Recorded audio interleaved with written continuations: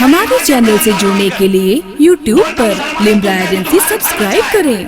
तुम्हारा इस्लाम अच्छा है, तुम्हारा रिलीजन अच्छा है, मैं इस बात को एक्सेप्ट नहीं करता। अगर अपना धर्म मनवाना चाहे तो मेरा 3 क्वेश्चन है, मेरे 3 क्वेश्चन जवाब दे दूं, मैं भी कलमा पढ़ के मुसलमान हो जाऊंगा। 3 क्वेश्चन रखता है। आगे मेंबर पर चैलेंज करते हुए मैं सवाल का जवाब कोई नहीं दे सकता। 3 क्वेश्चन रखता है। पहला क्वेश्चन रखा है अल्लाह है, अल्लाह इस वक्त क्या कर रहा है, दलील के साथ जवाब। दूसरा क्वेश्चन अगर अल्लाह है तो अल्लाह से बिफोर कौन, अल्लाह से पहले कौन, अल्लाह को किसने पैदा किया, अल्लाह कहां से आया। तीसरा सवाल, अल्लाह है तो अल्लाह इस वक्त कहां है, किस मुल्क में है, किस शहर में है, किस दिल में है, किस घर में है। मजमे में सन्नाटा छाया है। एक 10 साल का बच्चा खड़ा हुआ, कहा मत घबरा, तेरे हर सवाल का जवाब मैं दूंगा। बोले सुभान अल्लाह। कितने साल का बच्चा? 10 साल का। बोला तेरे हर सवाल का जवाब मैं दूंगा। यहूदी परेशान। बोला बच्चे तेरी टॉफी खाने को रहे, खेलने को रहे, खेल अभी घूमने घूमने बच्चे, तू मेरे सवाल का जवाब नहीं दे सकता है, अभी तुम्हारी अंडरस्टैंडिंग इतनी अच्छी नहीं है, बच्चे भी तू जवाब नहीं दे सकता है। तो कहता है मेरी कम रूबर बनाना न जा, बल्कि ये देख ले मेरे सीने में रसूल की कितनी मोहब्बत बैठी हुई है और मैंने नबी की तालीमात पर कितना अमल किया है। ये देख ले तेरे हर सवाल का जवाब मैं दूंगा। बोल तेरा सवाल क्या है।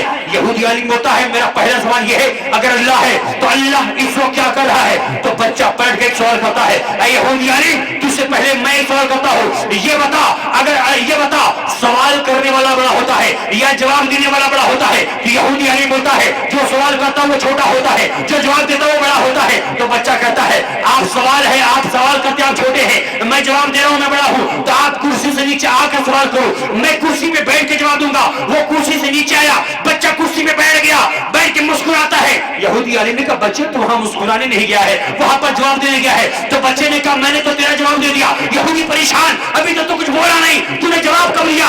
बच्चे ने कहा अल्लाह की जात की कसम मैंने जवाब दे दिया। तूने पूछा था ना कि मेरा मौला इसको क्या करता है, तो देख ले मेरा मौला क्या करता है। मेरा मौला एक यहूदी आलिम को जलील करके कुर्सी से नीचे फेंक दिया, मुसलमान के बच्चे को अल्लाह ने इज्जत देकर कुर्सी पे बिठा दिया।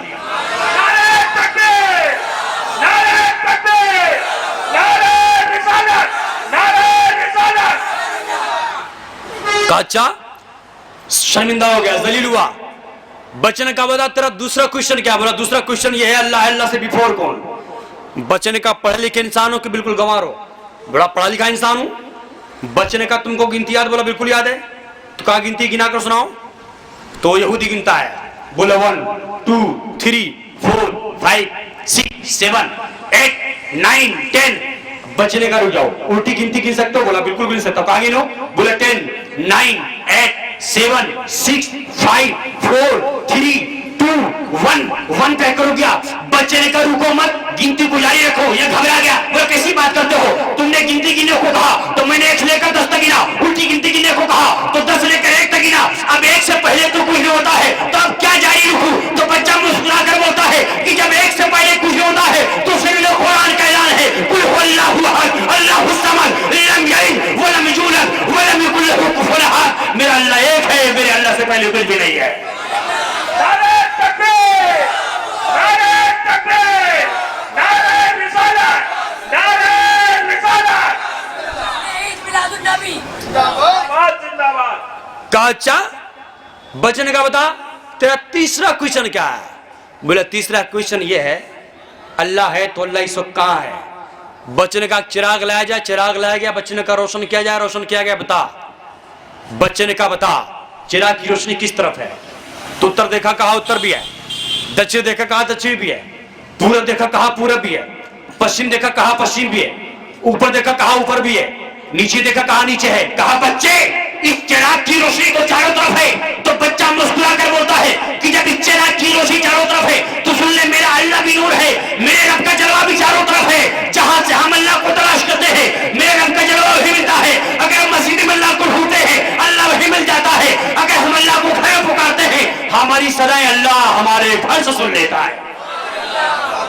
हजरात इतना बड़ा जवाब देने वाला कौन था जिसको आज पूरी दुनिया इमाम अबू हनीफा रज़ियल्लाहु ताला अन्हु के नाम से जानती है। हम लोग जिनके मुक़ल्लिद हैं हजरात, मगर आज हमारे बच्चे दीन में इतने पीछे हैं। हमारे बच्चों के पास इतनी तालीम में नहीं है जो नमाज की रकात तक जान सके। मेरे मिल्लत के नौजवानों, आप याद कर ले, अगर आप ये चाहते हैं कि आपके घर के बच्चे यतीम बनकर जिंदगी ना गुजारे, गरीब बनकर जिंदगी ना गुजारे, तो आज रोटी खाओ, अपने बच्चों को जरूर पढ़ाओ। और हम ये नहीं कहते हैं कि अपने बच्चों को सिर्फ आप आलिम बनाए, सिर्फ अपने बच्चों को कारी बनाए, सिर्फ अपने बच्चों को मुफ्ती बनाए। मैं तुझे कहता हूँ उन्हें दीनी तालीम के साथ साथ अपने बच्चों को आप पार्ट डिग्री कराएं, अपने बच्चों को आप डिप्लोमा बनाए, अपने बच्चों को आप IAS बनाए, अपने बच्चों को आप PCS बनाए, अपने बच्चों को डॉक्टर बनाए, अपने बच्चों को इंजीनियर बनाए। इसलिए कि तालीम किसी चीज से नहीं रोकता है, तालीम इस्लाम किसी तालीम से नहीं रोकता है। जरूरत इस बात की है कि मुसलमान को मजबूत करने के लिए जहां आलिम को चाहिए, जहां मुफ्ती की जरूरत है, जहां कारी की जरूरत है, वही डॉक्टर भी चाहिए, इंजीनियर भी चाहिए, IAS भी चाहिए, हमें अधिकारी भी चाहिए। जानते हैं इस्लाम ने, मेरे नबी ने सहाबा को दीनी तालीम के साथ साथ मेरे नबी ने सहाबा को सुरियानी और इब्रानी जुबान सीखने का हुक्म दिया था। क्यों? उस जुबान की जरूरत उस वक्त थी। और आज की जरूरत साइंस है, मैथ है, विज्ञान है, इंग्लिश है। इसलिए हजरात, अपने बच्चों को आप दोनों तालीम दीजिए। अपने बच्चों को आप पहले दीन की तालीम दीजिए, उसके साथ अपने बच्चों को आप दुनिया की तालीम भी जरूर दीजिए। मगर आज हमारी कौम ना दीन में आगे ना दुनिया में आगे है। चलिए, इसमें इतने लोग बैठे हैं, इसमें कितने लोग IAS हैं? एक बार हाथ उठाइए, हम आपका जायजा ले लें। पूरे हिंदुस्तान का जायजा ले रहा हूं, जरा एक बार लखनऊ शहर का भी हो जाए। इसमें IAS कितने हैं? हाथ उठाएं एक बार। है कोई? नहीं है। PCS कितने हैं? वकील कितने इसमें लोग हैं? वकील, चलिए एक भाई हमारे, एक नौजवान साहब हाथ उठाए हैं। एक साहब है? अच्छा, आप भी हैं, माशाल्लाह। इसमें बीटेक कितने लोगों ने किया है? एक साहब, दो साहब। हजरात, मैं यहां पर आपका इम्तिहान लेने नहीं आया हूं, सिर्फ मैं आपको बेदार करना चाहता हूं। जब तक हमारे अपने लोग हर मैदान में नहीं दिखेंगे, हमारी कौम उस वक्त तक तरक्की नहीं करेगी। अगर अपनी कौम को आप मजबूत करना चाहते हैं तो हमारी कौम के बच्चों को हर मैदान में उतरना पड़ेगा, हर मैदान में आना पड़ेगा। जब तक हमारे बच्चे हर मैदान में नहीं होंगे, हम मजबूत नहीं हो सकते हैं। जब तक हमारी बुनियाद मजबूत नहीं होगी, हम मजबूत नहीं हो सकते हैं। इसलिए मेरी मिल्लत के नौजवानों, ये आपको पैगाम देता हूं कि आप आधी रोटी खाओ मगर अपने बच्चों को पढ़ाओ। अपने बच्चों को दीनी तालीम दो पहले, उसके साथ अपने बच्चों को दुनियावी तालीम में जरूर आओ। आधी रोटी खाओ मगर अपने बच्चों को पढ़ाओ। आज हमारी बदहाली की यही वजह है कि हमने तालीम से दूरी इख्तियार कर ली है। 1400 साल के पहले इस्लाम साइंस में इतने आगे था जब साइंस का दुनिया में वजूद नहीं था।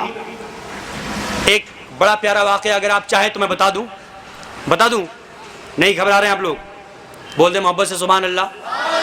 आओ तेज बोले सुभान अल्लाह। मौलाए कायनात है, कूफा की मस्जिद में मेंबर पर खड़े हुए ऐलान करते लोगों, अली जब तक मेंबर पे है, जिसे जो पूछना पूछ लो।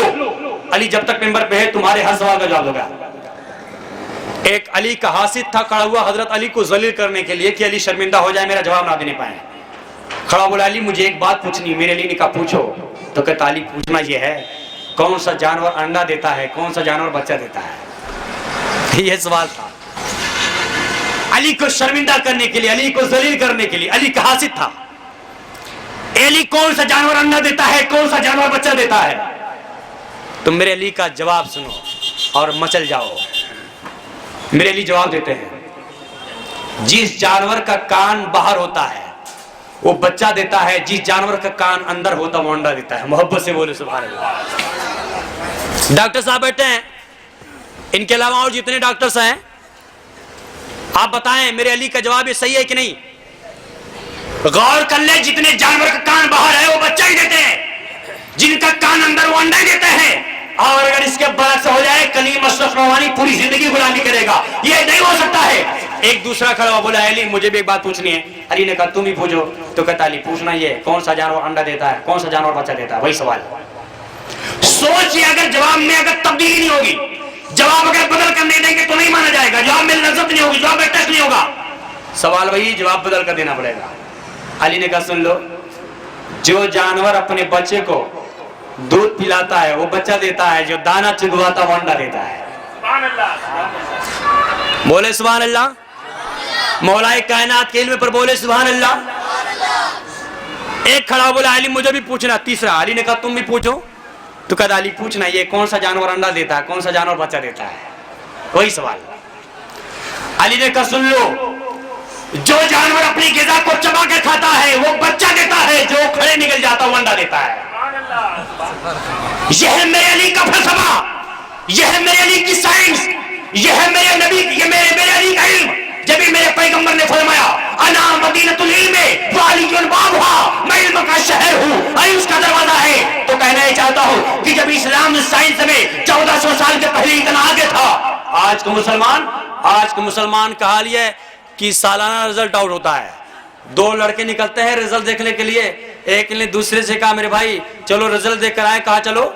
जब दोनों रिजल्ट देखने के गए तो दूसरा कहता भैया मेरे साथ मेरे अब्बू हैं, थोड़ा संभाल कर मुझे रिजल्ट बताना, मेरे साथ मेरे अब्बू हैं, मैं अपने अब्बू के साथ स्कूल के गेट पर खड़ा हूँ, तुम रिजल्ट देख कर आओ, मैं तुम्हें एक कोड वर्ड दे रहा हूँ, उस वही कोड वर्ड इस्तेमाल करना। बोला क्या है? बोला तुम जाओ, अगर मैं एक सब्जेक्ट में फेल रहूंगा तो ये मत आकर कहना डायरेक्ट मेरे अब्बू के सामने कि तुम एक सब्जेक्ट में फेल हो गए हो, तुम ये कह देना तुमको एक आदमी ने सलाम कहा, मैं समझ जाऊंगा एक सब्जेक्ट में फेल हो गया हूं। अगर 2 सब्जेक्ट में फेल रहूंगा तो बोलना तुमको 2 आदमी ने सलाम कहा है। अगर 3 सब्जेक्ट में फेल रहूंगा तो बोलना तुमको 3 आदमी ने सलाम कहा है।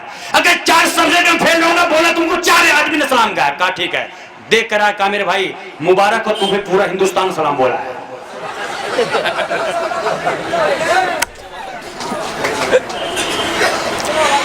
आज हमारे नौजवान का इल्म, आज हमारे नौजवान आज एजुकेशन में इस तरह से है। मेरे भाई अगर किसी कौम से लड़ने, अगर कोई कौम मजबूत होना चाहती है तो उस कौम के लिए जरूरत इस बात की है कि अपने हाथ में कलम ले ले। जिस कौम के हाथ में कलम होता है, जिस कौम के हाथ में किताब होती है, वही कौम हुकूमत करती है। अगर आप तालीम से दूर रहेंगे, खुदा की कसम गुलामी करते नजर आएंगे। और अगर आप बादशाह बनना चाहते हैं तो अपने हाथ में कलम ले लो, अपने हाथ में किताब ले लो, आज रोटी खाओ, अपने बच्चों को पढ़ाओ। जिस दिन तुम्हारे बच्चे के, तुम्हारी समाज के, हमारी समाज के हर बच्चे के हाथ में कलम और किताब हो जाएगी, कसम खुदा की हमारी हुकूमत होगी, पूरी दुनिया पर हुकूमत करेंगे हम। नारे तकबीर, नारे तकबीर, नारे रिसालत, नारे रिसालत। हमेशा की बात है, अमीर वही बनता है, अगुआ वही बनता है, पेशवा वही बनता है, रहबर वही बनता है, लीडर वही बनता है जो नॉलेज वाला होता है, जो इल्म वाला वो बनता है। कभी घास छिलने वाला, भैंस चराने वाला नहीं बनता अगुआ। समझ रहे? और बस एक आखिरी बात, मैं 5 मिनट के अंदर अपनी बात खत्म करता हूं। जान लीजिए आप, पढ़े लिखे इंसान के सामने कभी भी एक गंवार नहीं टिक सकता।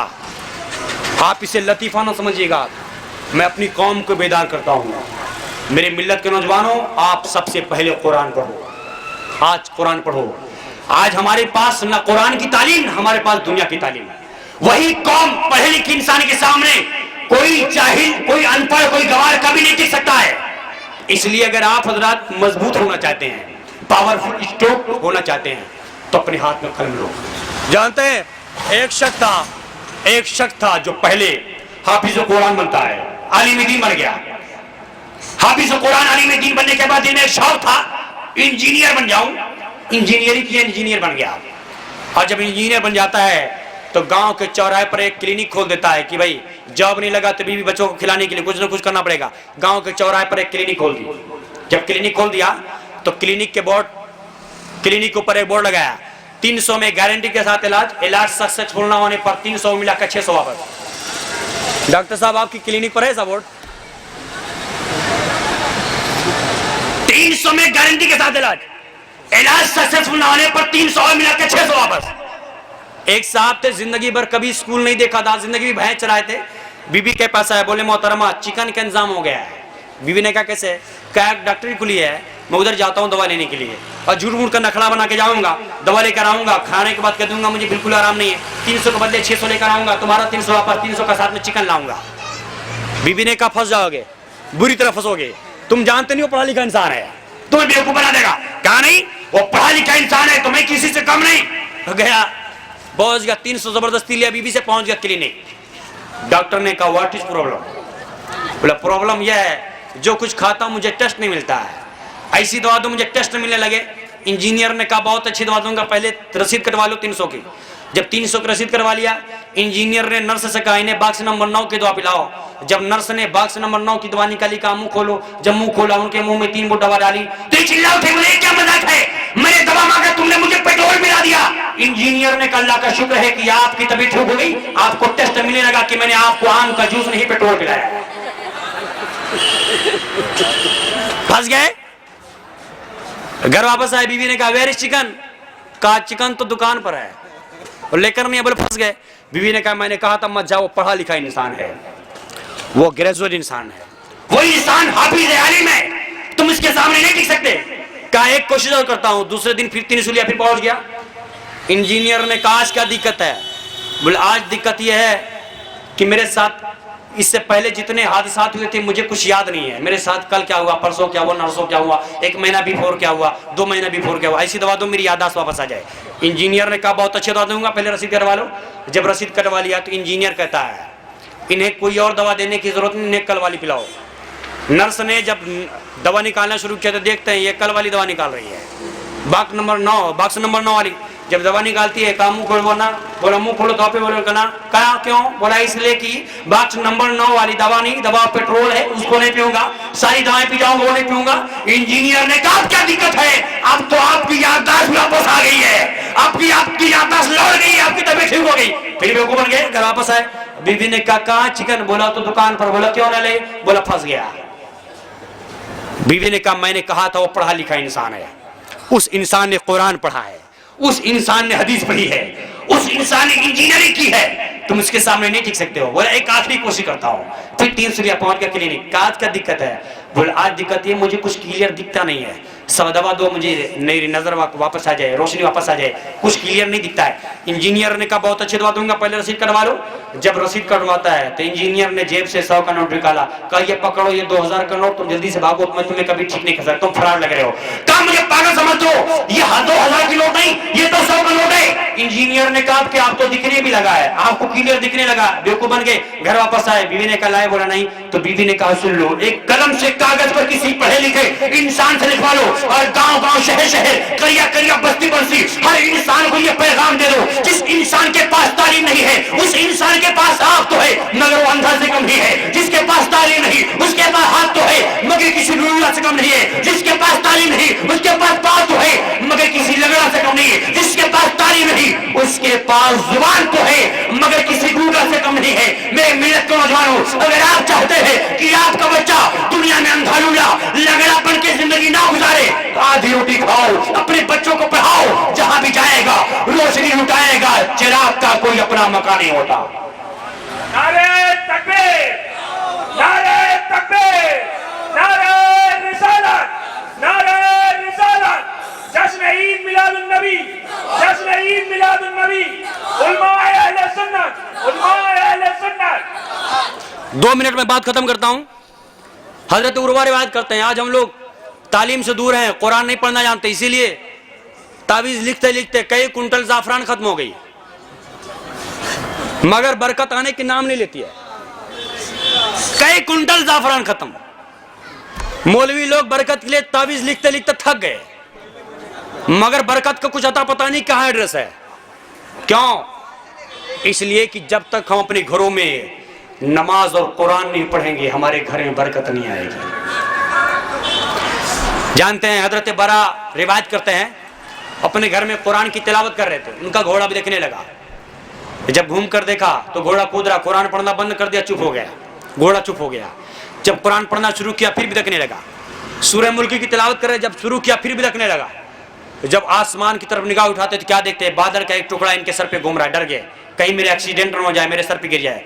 कुरान पढ़ना बंद कर दिया, फजर की नमाज मेरे नबी के पीछे पढ़ी। जब मेरे आका ने सलाम फेरा, खड़े हो गए, बोले रसूलुल्लाह का मसला है। मेरे नबी ने कहा बताओ क्या है? बोले आका मैं कुरान की तिलावत कर रहा था, मेरे सर पे एक बादल का टुकड़ा आ गया, आका मैं डर गया, मेरा घोड़ा भी भिड़क रहा था, आका मैं डर गया कि मेरे सर पे कहीं ना गिर जाए। तो मेरे नबी ने फरमाया मेरे सहाबा डरने की जरूरत नहीं थी, वो जो तुम कुरान की तिलावत कर रहे थे उसकी वजह से अल्लाह की रहमत, अल्लाह की बरकत तेरे सर पे साया फगल थी। तू जब तक कुरान पढ़ता रहता अल्लाह की रहमतों के साए तले रहता। जब इस शायर कहता है कि दुनिया के शायरों का दीवान पढ़ के देखो, फिर उसके बाद रब का कुरान पढ़ के देखो, आंखें भी होंगी रोशन, दिल भी बनेगा गुलशन। तुम सिर्फ एक सूरह रहमान पढ़ के देखो।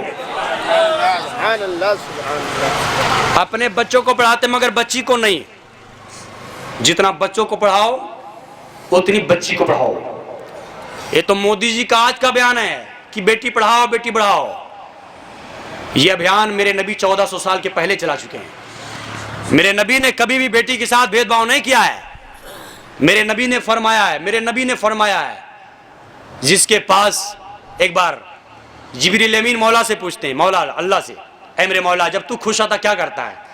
अल्लाह ने फरमाया मेरे जिब्रील जब मैं खुश होता हूँ तो जमीन पे बारिश बरसाता हूँ। मोहब्बत से बोले सुभान अल्लाह।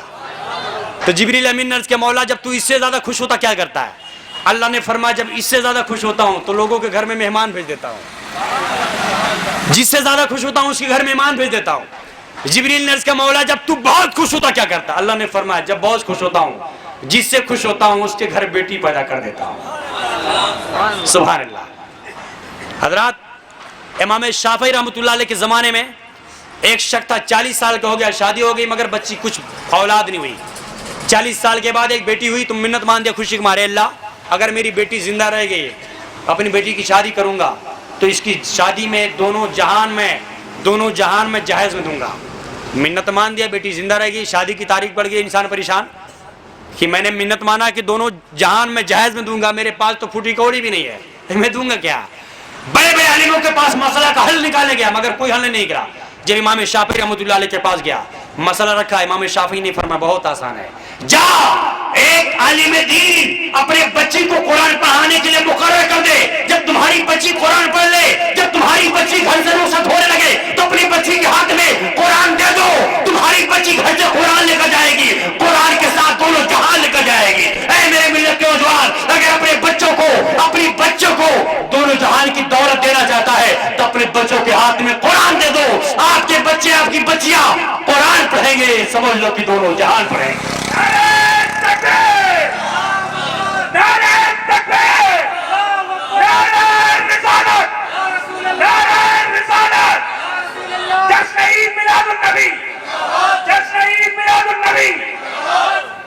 हमने जो कुछ बयान किया अल्लाह ताला हम लोगों को इस पर अमल करने की तौफीक अता फरमाए। ये प्रोग्राम था नबी के जश्न का, इसलिए हमने सोचा कि आज के इस जश्न के मौके पर मेरे नबी की जो सीरत है, मेरे नबी का जो पैगाम है और हम मुसलमानों के लिए जो सबसे ज़्यादा इम्पोर्टेंट है उस पर कुछ रोशनी डाली जाए। इसी को के मुताबिक मैंने आपके सामने कुछ बातें मैंने रख दी हैं इस्लाह माशरे के तौर पर, और बता कोई कमी हुई हो तो अल्लाह रब्बुल इज्जत उसे माफ़ फरमाए। और मैं सबके सामने ऐलानिया तौबा करता हूँ, अस्तगफिरुल्लाह रब्बी मिन कुल्ली ज़म्बी व अतूबु इलैह। हमारे चैनल से जुड़ने के लिए YouTube पर लिम्रा एजेंसी सब्सक्राइब करें।